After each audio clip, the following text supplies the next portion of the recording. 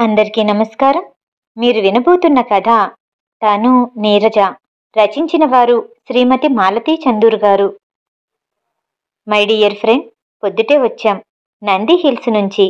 రఘుకి రేపటి నుంచి hospital postings. సాయంత్రం 5 గంటలకి తప్పక రావాలి. రాత్రి 10 దాకా గడిపే వీలు చూసుకుని వస్తారు కదూ. నీరజ. కాఫీ ట్రేలోని ఉత్తరాల్లోంచి నీరజ దస్తూరి మెరుపులా తొంగి చూసింది. తాగే కాఫీ కప్పుని అలాగే వదిలి లేత మబ్బు రంగు కవరు ఆదుర్తగా చించాడు. ముచ్చటైన 3 బంతుల ఆహ్వానం. నీరజ. నీరజ వేళ్ల మధ్య నుంచి జారిన మంచుబుట్టులా తన జీవితంలోంచి జారిపోయింది. ఎలా జారింది అనేది ఈనాటికి ఏనాటికి తెగని సమస్య. తన ఆత్మాభిమానమా, అహంభావమా? ఏది కారణం?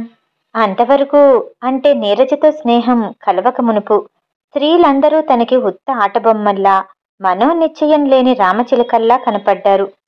పురుషుడు కదలక మెదలక మెతక లేకుండా ఉంటే ఎంతటి స్త్రీ అయినా సరే పాదాల వద్ద వాలుతుందని తన పూర్వానుభవాలు పాఠాలు నేర్పాయి. కాని నీరజ తన ఆహ్వానాన్ని నవ్వుతూ మార్దవంగా తొక్కి పారేసింది. మెత్తటి మక్మల్ చెప్పుతో కొట్టినట్టు. స్త్రీకి ధనం కాక హృదయం కావాలని చెప్పింది. ఆ కళ్ళల్లో ఎంతేసి లోతులున్నాయి. తన లోతుల్ని చూసి కూడా చూడనట్టు వ్యవహరించాడు. అందువల్లే నీరజ తన జీవిత ప్రాంగణంలోకి అడుగు పెట్టి కూడా చటుక్కున తప్పుకుంది. తన ఇంటిని ఆమె నవ్వులతో వెలిగించటానికి నిరాకరించింది. ఆమెకి తన హృదయాన్ని సమర్పించి ప్రేమతో కట్టేసుకోకుండా దూరాన్నుంచి అహంభావంతో చూస్తూ ఆఖరికి ఆనిముత్యం లాంటి నీరజని చేతులారా వదిలేసుకున్నాడు. తనకి తెలియకుండా నిట్టూర్పు వెలువడింది. నీరజ ఎంత తెలివైంది. నెమ్మదిగా ధీమాగా తన్ని ప్రియమిత్రుణ్ణి చేసుకుంది. నీరజ స్నేహంతో స్త్రీజాతి పట్ల తనకి కొత్త దృష్టి అలవడింది. కాఫీ కప్పు ఎత్తి తాగబోయాడు. పెదాలకు చల్లారిపోయిన కాఫీ తగిలింది. టైం చూశాడు. 9:15 సాయంత్రం 5కి 9:15 మధ్య 7:45 కాలం ఉంది.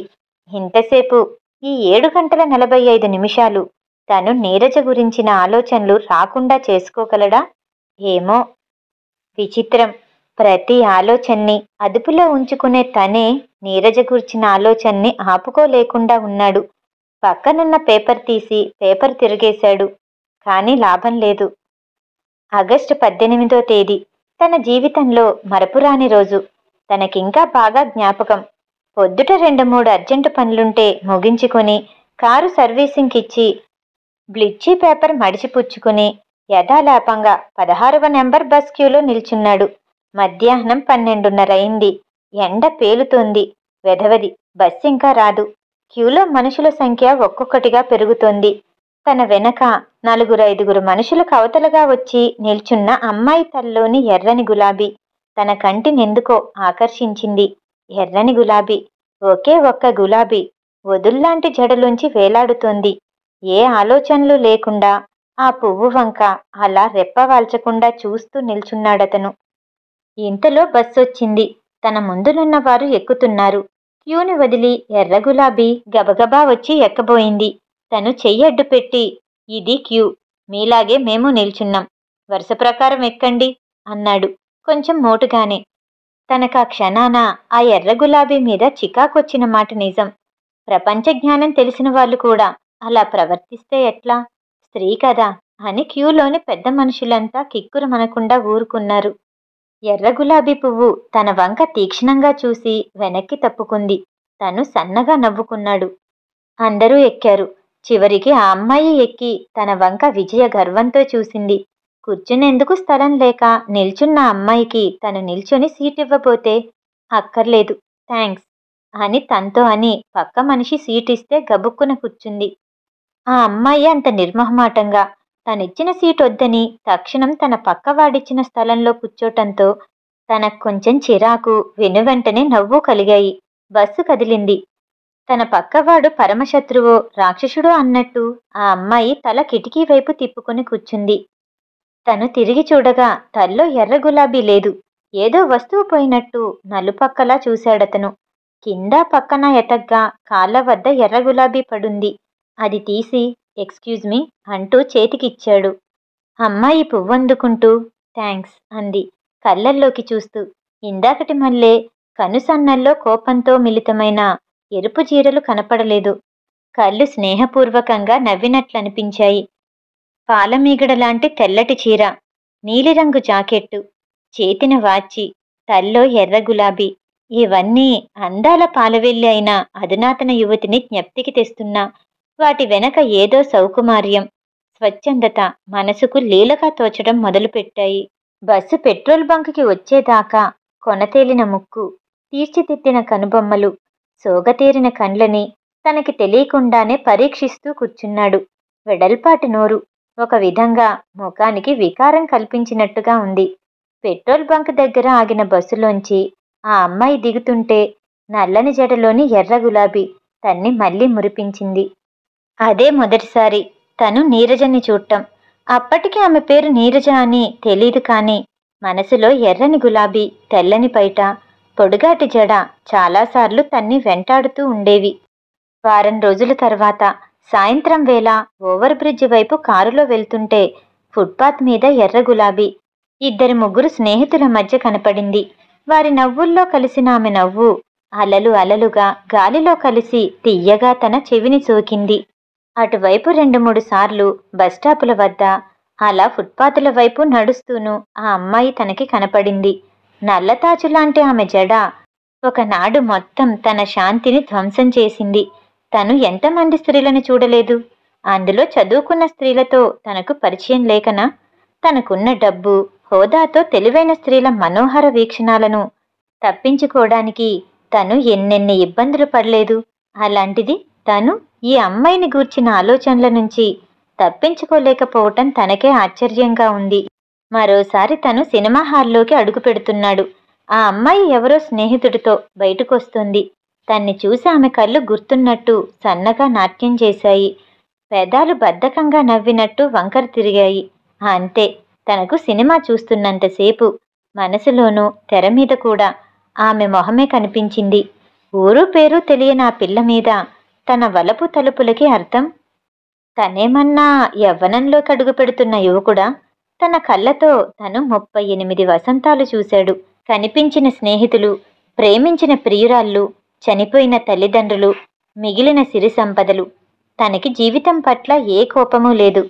ఉద్రేకాలు, ప్రేమానుభవాలు తన కంటవనే ధైర్యంతో దూరాన్నుంచి నిర్వికార భావంతో చూసే తనకు ఈ అమ్మాయిపై విడవకుండా తలుపులేమిటి? ఎంతమంది స్త్రీలు తన ఒంటరి జీవితపు గోడలు బద్దలు కొట్టి లోనికి ప్రవేశించి తన ఏకాంతతను తమ నవ్వులతో, అర్థం లేని మాటలతో భంగం చేద్దామని ప్రయత్నించలేదు? ఎంతమంది తమ చిరునవ్వులతో కనపడని అనురాగ బంధాలు తన చుట్టూ అల్లలేదు? వాటిని దూరాన్నుంచి చూస్తూ అంటకుండా తప్పించుకొని మందహాస వదనంతో తను బయటికి రాలేదు కనుకనా? అట్లాంటిది తనకెందుకు ఈ ఎరగని పిల్ల మీద మమకారం?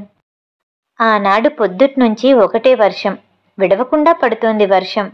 10 గంటల వేళ సెంట్రల్ నుంచి తన ఇంటికి వెళ్తున్నాడు. పూనామలే హైరోడ్డు మీదుగా. వెచ్చగా 2 కప్పులు టీ తాగి ఏ పుస్తకమో తెచ్చుకుందామని ప్లాన్. తనకి పెట్రోల్ బంక్ దగ్గర బస్టాపులో ఎర్ర గులాబీ ముఖం కనపడింది. అనుకోకుండా కాళ్ళు బ్రేక్ వేశాయి. కారు నెమ్మదిగా దగ్గరికి పోనిచ్చి, ఎక్కండి, ఈ వర్షంలో బస్సులో ఖాళీ కూడా ఉండదు అన్నాడు. అబ్బే వద్దండి, బస్సు వస్తుందిగా, వెళ్ళిపోతాను అంది తల తిప్పి.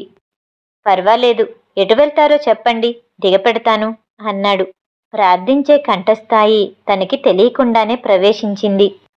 నేను మౌంట్ రోడ్డు వైపు వెళ్ళాలి, మీరు ఇటు వెళ్తున్నారాయే.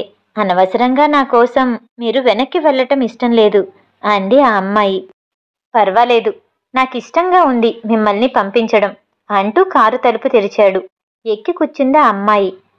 ముదురు రంగు ఆకుపచ్చని చీర, తెల్లని జాకెట్టు, జడలో తెల్ల గులాబీ. ఈ అమ్మాయికి రంగులెక్కడ దొరుకుతాయో? ఆనాడు బహుశా మీకు నా మీద కోపం వచ్చుండాలి. నేను చాలా మొరటివాడినని కూడా అనుకునుంటారు అన్నాడు పేర్ల పరిచయం అయ్యాక. మీరు చెయ్యడ్డు పెట్టగానే ఆ క్షణంలో కోపం వచ్చిన మాట వాస్తవమే, కానీ మరుక్షణంలో నా తప్పు నేను గ్రహించుకున్నాను. అందువల్ల కోపానికి బదులు కాస్త సిగ్గు కలిగింది అంది సూటిగా చూస్తూ. అది మీ తప్పును వేలెత్తి చూపిద్దామనే భావంతో నేను బస్ ఎక్కద్దనలేదు. ఊరికే రూల్స్ చెప్పాను. నాగరికత అంటే నిబంధనలు పాటించాలిగా. మీరు నా తప్పు లేకుండా అనుంటే అసలు మీ మాటలు లెక్క చేసుండేదాన్ని కాను. ఉన్న నిజం చెప్పారు. అది ముఖం మీద చెప్పారు. ఆ నిజాన్ని జీర్ణించుకునేందుకు కాస్త టైం పట్టింది. స్త్రీని కదా అని క్రమాన్ని వ్యతిరేకిస్తుంటే చూసి ఊరుకునే మొగాళ్ళ కంటే నిజం చెప్పే పురుషులు మూట మనుషులు ఎందుకు అవుతారు? అంది నీరజ. ఆ సంభాషణలోని నిర్మోహమాటం, ఆ కళ్ళల్లోని సూటితనం చూడగా ఆమె చెప్పినవన్నీ నిజమనిపించింది. నీరజని ఆఫీసు మెట్ల వద్ద దించాడు. గ్రాడ్యుయేట్ నీరజ యూరోపియన్ ఫారంలో సెక్రటరీగా పనిచేస్తుంది. తల్లి తండ్రి లేరట నీరజకి. ఆమెకి ప్రపంచంలో ఉన్న చుట్టాలల్లా భర్త లేని ఒక మేనత్త. నెలకి 20 రూపాయలు పంపడంతో ఈ బాంధవ్యపు తాళ్లు కూడా తెగిపోయాయి. నీరజ స్త్రీల హాస్టల్లో ఉండి ఉద్యోగం చేస్తుంది. అంతే నీరజ తన గురించి చెప్పిన వృత్తాంతం. నీరజతో క్రమంగా స్నేహం అభివృద్ధి అవుతున్న కొద్దీ ఆమె స్వభావంలోని సరళత, హృదయంలోని మార్ధవం తన్ని ఆకర్షిస్తూ వచ్చాయి. స్త్రీలని తప్పించుకు తిరిగే తను నీరజ హాస్టల్ వద్ద, ఆడవాళ్ల హాస్టల్ వద్ద ఆమె కోసం కనిపెట్టు కూర్చునే స్థితికొచ్చాడు. నీరజ ప్రతి విషయం చాలా సూటిగా, దాపరికం లేకుండా తన దగ్గర మాట్లాడుతూ ఉండేది.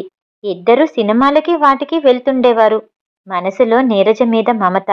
అది పైకి కనపడనీయకుండా దాన్ని స్నేహంతో కప్పి ప్రవర్తిస్తుండేవాడు. కానీ తన అంతర్యం తెలుసుకోలేనంత అమాయకురాలు కాదు నీరజ. వచ్చే ఆదివారం డివోషన్ పిక్చర్కి టిక్కెట్లు తెప్పిస్తున్నాను అన్నాడు నీరజతో. నీరజ సమాధానం చెప్పలేదు. నీరజ సరేనంటుంది. ఆమెకి అభ్యంతరం ఉండదు అని ధీమాగా అనుకున్న తను ఆశ్చర్యపోయి ఆమె వంక ప్రశ్నార్థకంగా చూశాడు. ఆదివారం ఒక ఫ్రెండ్తో ఆ పిక్చర్కే వస్తానని మాటిచ్చాను అంది సాలోచనగా. ఎవరా ఫ్రెండ్? అదా, మీతో పరిచయం కలగక మునుపు ఒకసారి సినిమా హాల్లో చూడలేదు ఒక అబ్బాయిని? అతనికి మాటిచ్చాను.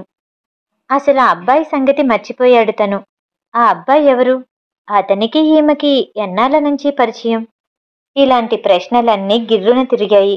అతని కోసం తనతో సినిమాకి రాననటమా? కాస్త మనసులో జలసి లాంటిది తలెత్తింది. ఆహా, అలాగా అన్నాడు ఏమీ అనుకోనట్టు. అసలు రఘుని మీకు పరిచయం చేద్దామని చాలా రోజుల నుంచి అనుకుంటున్నాను. అతనంటే మీరు తప్పక ఇష్టపడతారు. పోనీ మన ముగ్గురం సినిమాకి వెళ్దామా? మిమ్మల్ని రఘు కలుసుకున్నట్టు ఉంటుంది అంది నీరజ ఉత్సాహంగా. ఓ ఎస్, తప్పకుండా అన్నాడు తను. రఘుని గురించి మాట్లాడుతున్నప్పుడు మెరిసే ఆమె కళ్ళని చూస్తూ. ఆదివారం 5ంటికి నీరజ, రఘు తన ఇంటికొచ్చారు. నీరజ చాలా హుందాగా, దర్జాగా అడుగుపెట్టింది హాల్లోకి. రఘు ఆమె అడుగులో అడుగు వేసుకుంటూ వచ్చాడు. నీరజ రఘుని తనకి పరిచయం చేసింది. రఘురామారావు, MBA, చివరి ఏడు చదువుతున్నాడు. నీరజకి అతనికి 3 ఏళ్ల నుంచి స్నేహమట. నీరజ రఘు మీద ఒక విధమైన వాత్సల్యం వెళ్లబోసింది. రఘు హాల్లో కూర్చున్నాడనే గాని అతను పరిసరాలన్నీ మర్చిపోయినట్టు, చూడనట్టు ఉన్నాడు. అతని కంటికి నీరజ ఒక్కతే కనబడుతుంది. నీరజ ప్రతి కదలికని, ప్రతి చూపుని, ప్రతి మాటని విశ్వాసంతో, కళ్ళతో ఆరాధిస్తూ కూర్చున్నాడు రఘు. తోటలో పూసిన జాజులు సజ్జలో ఉంచి తెచ్చాడు నాయరు. నీరజ టేబుల్ మీదున్న పట్టుదారంతో మాలకడుతూ మాట్లాడుతోంది. రఘు కళ్ళు నీరజ వేళ్ళని వదలకుండా చూస్తున్నాయి. నీరజ తనతో మాట్లాడుతూ రఘు వంక మధ్య మధ్య భయం లేదన్నట్టు చూస్తుంది. రఘు ఆ చిరునవ్వుకే మహా తపస్సులు చేస్తున్నట్టు ఎదురు చూస్తూ కూర్చునేవాడు.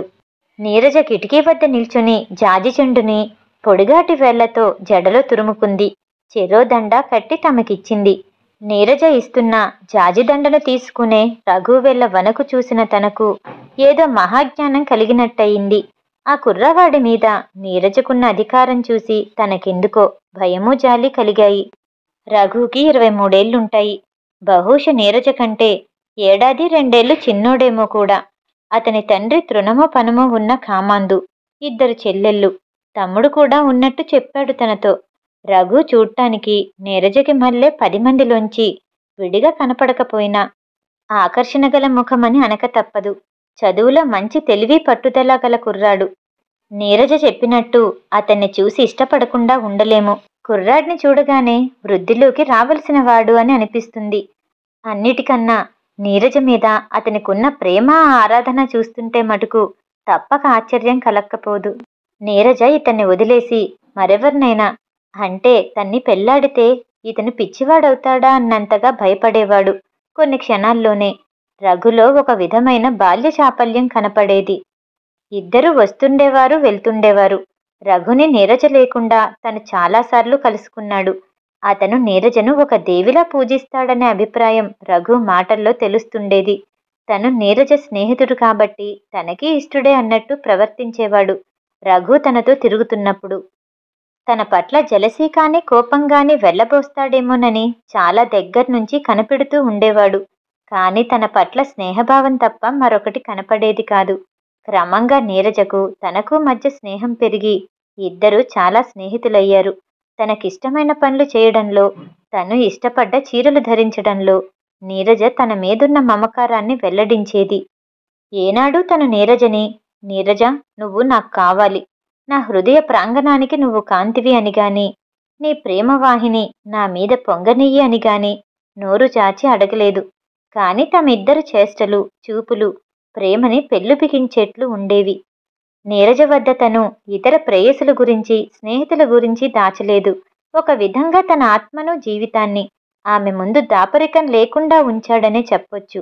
ఏ ఒక్క అభిప్రాయం వెలిపుచ్చకుండా తను చెప్పినవన్నీ ఓపిగ్గా, సానుభూతితో వినేది. భూతకాలంలో తనకి తగిలిన మానసిక గాయాల వల్ల ప్రపంచాన్ని, మనుషుల్ని నిరసనతో మాట్లాడితే నీరజ వారించేది. ప్రపంచాన్ని తిట్టి లాభం లేదు, ప్రపంచాన్ని ప్రేమించి అది మనల్ని ప్రేమించేట్టు చేసుకోవాలి అనేది.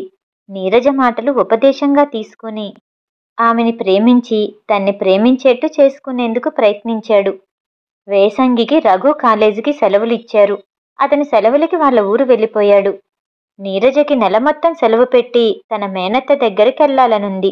అభిప్రాయం అడిగేందుకు తన దగ్గరకొచ్చింది. రఘు వెళ్ళిన మూడో నాడు, మీ ఊరెళ్ళి ఇప్పుడేం చేస్తావు? సెలవు పెట్టి మా ఇంటికొచ్చుండు, ఊరంతా ఊరికే తిరుగుదాం అన్నాడు నవ్వుతూ. మీరుండమంటే ఇక్కడే ఉంటాను, నాకెక్కడైనా ఒకటే. ఎటొచ్చి కాస్త విశ్రాంతి కావాలి అంతే. హాస్టల్లోనే ఉంటా. తిరగటం అంటారా, అది మీ ఓపిక అంది మళ్ళీ నవ్వుతూనే. ఆ సాయంత్రం అనుకున్నాడు నీరజలోని పరాకు. మీ ఓపిక అన్న ఆమె మాటలోని మృదుత్వం చూసి తను నెగ్గానని, తన నోటి మీదుగా ప్రేమించానని అనకపోయినా ఆమె తన వైపుగా తిరుగుతోందని. ఈసారి నీరజ ప్రేమ పాశాల్లోంచి తను పారిపోయే ప్రయత్నం చెయ్యలేదు సరికదా. నీరజ ప్రేమకి దాసోహం చేసి జీవితాన్ని ఆమె చేతుల్లో నిశ్చింతగా ఉంచేందుకు నిశ్చయించుకున్నాడు. ఆ సెలవుల నెల రోజులు నీరజ చాలా చాలా సరదాగా ఉంది. తనలోని నిర్వికారం మాయమైంది. ఇంట్లో పనివాళ్ళు, బయట స్నేహితులు తమని కాబోయే దంపతులుగా ఎదురుచూస్తున్నారు. ఇంట్లో పనివాళ్ళు అమ్మగారికి పువ్వులు అవి జాగ్రత్తగా సప్లై చేయటం, నాయర్ అమ్మగారికి ఇష్టమైన పలహారాలు చేయటం మొదలైన పనులు తనకు తెలియకుండానే వాటి అర్థాలు అవి కల్పించుకునేవి. నీరజ తిరిగి ఆఫీసులో ప్రవేశించింది. రోజూ సాయంత్రం తప్పనిసరిగా ఇద్దరూ కలుసుకునేవారు. ప్రతి ఉదయం నిద్ర లేచి సాయంత్రం కోసం ఎదురు చూసేవాడు తను. 15 రోజులు గడిచాక నీరజ ఒక సాయంత్రం రఘు దగ్గర్నుంచి ఉత్తరం వచ్చింది అంది గబుక్కున. ఏంటి విశేషాలు అన్నాడు తను సిగరెట్ ముట్టిస్తూ. వాళ్ళ నాన్నతో దెబ్బలాడాడట. వారం రోజుల్లో వస్తానని రాశాడు. దెబ్బలాడటం ఎందుకు? నన్ను పెళ్లి చేసుకోటానికి వాళ్ళు ఒప్పుకోలేదు. 1 కులం, 2 నేను అతనికంటే పెద్ద, 3 మేనరికం ఉందట. తను మాట్లాడలేదు. ఇందులో మీ ఉద్దేశం ఏంటి అంది నీరజ చాలా స్నేహంతో, నమ్మికగా చూస్తూ. నీకు తెలీదా అన్నాడు. అంతే తన అహం. ఆ సంభాషణ అంతటితో ముగిసింది. ఆ సాయంత్రం తిరిగారు, నవ్వారు, ఇంటికొచ్చారు. నీరజని హాస్టల్లో విడిచొచ్చాడు. ఆ రాత్రి చాలాసేపు ఆలోచించాడు. రఘు నీరజని, తను నీరజని త్రాసులో ఉంచి ఎంతసేపు ఆలోచించినా తను నీరజ ఉన్న వైపుకే త్రాసు మొగ్గింది. తెల్లారాక నీరజ తనదే, తన్ని పెండి చేసుకోమని ఆమెను అడగటం నిమిత్త మాత్రం, అది ఎలాగూ జరిగి తీరుతుంది అనే ధీమాతో హాయిగా నిద్రపోయాడు. వారం రోజులు యథాప్రకారం జరిగిపోయాయి. మళ్ళీ రఘు సంగతి తలెత్తనే లేదు. నీరజ ఆ ప్రసంగం తీసుకురాలేదు. సోమవారం తన స్టడీలో కూర్చొని షా చదువుకుంటున్నాడు. 5:30 కానీ నీరజ రాదు. అంటే 5ంటికి కారు గ్యారేజ్లోంచి తీసి బయలుదేరితే చాలు. మ్యాన్ అండ్ సూపర్ మ్యాన్ పేజీలు తిరిగేస్తున్నాడు. ఇంతలో హాల్లో నీరజ కంఠం వినపడింది. పుస్తకం అలా వదిలి బయటకొచ్చాడు. టేబుల్ మీద వ్యాజ్లోని గులాబీ గుత్తుల్ని ఆకుల మధ్యగా సర్దుతూ అందులోని అందాన్ని బడిపిల్లాడిలా శ్రద్ధగా వింటున్న రఘుకి బోధిస్తోంది నీరజ. రఘు నిల్చొని నమస్కారం చేశాడు తనకు. బయటికెళ్దాం, వస్తారా? మీతో చాలా మాట్లాడాలి. రఘు పొద్దుటే వచ్చాడు అంది నీరజ పువ్వులు సర్దుతూ. కాఫీ తాగి ముగ్గురు బయలుదేరారు. కాసేపు బీచ్లో కూర్చున్నాక నీరజ ఇలా చెప్పింది. రఘు వాళ్ళతో దెబ్బలాడొచ్చేశాడు. అతని కోర్స్ అయిపోయింది. ఈ ఏడు హాస్పిటల్ పోస్టింగ్స్ అవి చేస్తే వచ్చే ఏడు ఉద్యోగం దొరుకుతుంది. వాళ్ళ నాన్న డబ్బు పంపనని చెప్పారట. నా జీతంతో ఇద్దరం సరిపెట్టుకోవడం కష్టం కాదని, తన ఉద్యోగం కోసం వేరే ప్రయత్నించే అవసరం లేదని మీరు అతన్ని నమ్మించాలి. తనకు ఏదో కథలోని చివరి భాగాలు కథ పూర్తిగా జ్ఞాపకానికి వస్తున్నట్టుంది నీరజ మాటలకు అర్థం. తను మాట్లాడలేదు. మీతో రఘు ఉత్తరం గురించి చెప్పానే, ఆనాడే అతను వాళ్ళ ఊరు నుంచి, నేనిక్కడి నుంచి రిజిస్టర్కి నోటీస్ ఇచ్చాం. ఎల్లుండికి డేట్ ఫిక్స్ అయింది. ఒకే ఒక సమస్య మిగిలింది. ఉద్యోగం చేసే అవసరం లేదని రఘుకి విడమర్చి చెప్పడం. నీరజ తన కళ్ళల్లోకి సూటిగా చూస్తోంది. తనలోని ఉద్రేకాలని, నిరాశల్ని, రోషాల్ని అన్నీ కప్పెట్టుకొని. విష్ యూ గుడ్ లక్ అన్నాడు తను. నీరజకొచ్చే 150 మీ ఇద్దరికీ నిక్షేపంగా చాలు. పైన ఏదన్నా కావాలంటే నేను లేను. రఘు, నువ్వు చాలా అదృష్టవంతుడివి. లేవండి, చల్లని పానీయం తాగుదాం అని లేవదీశాడు. వారి పెళ్లికి తను మరియు ఇద్దరు రఘు స్నేహితులు సాక్షి సంతకాలు పెట్టారు. రిజిస్టర్ ఆఫీసులో చెవులో ఆ కుర్రాడు గొప్ప అదృష్టవంతుడు అని రహస్యంగా చెప్తామనిపించింది తనకి. బీచ్లో నీరజ తన పెండ్లి విషయం గురించి చెప్పిన రాత్రి తనకి దేని గురించి వాపోయే ఓపిక లేకుండా పోయింది. మనసు ఒక విధంగా మొద్దుబారిపోయింది. మర్నాడు తెల్లవారు కాఫీ తాగుతుంటే ట్రేలో నీరజ దస్తూరితో నీలపు కవరు కనపడింది. మై డియర్ ఫ్రెండ్, బీచ్లో మీ ముఖ కవలికలు నేను కనిపెట్టాను. ప్రియురాలి దగ్గర ప్రేమికుడు, దేవుని దగ్గర భక్తుడు, అహంకార రహితమైన హృదయంతో వెళ్ళాలి. అప్పుడే వారి వాంఛలు ఫలిస్తాయి. రఘు చీకట్లో దారి తప్పిన గొర్రెపిల్ల మాదిరి అమాయకుడు. అతనికి నేను చాలా అవసరం.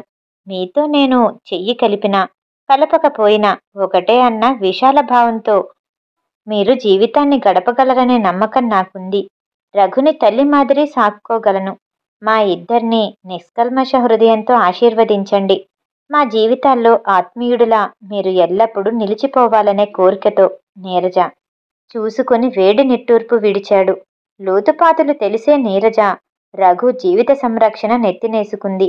అతన్ని సుఖపెడుతుంది, అందుకు సందేహం లేదు. కానీ తన జీవితం?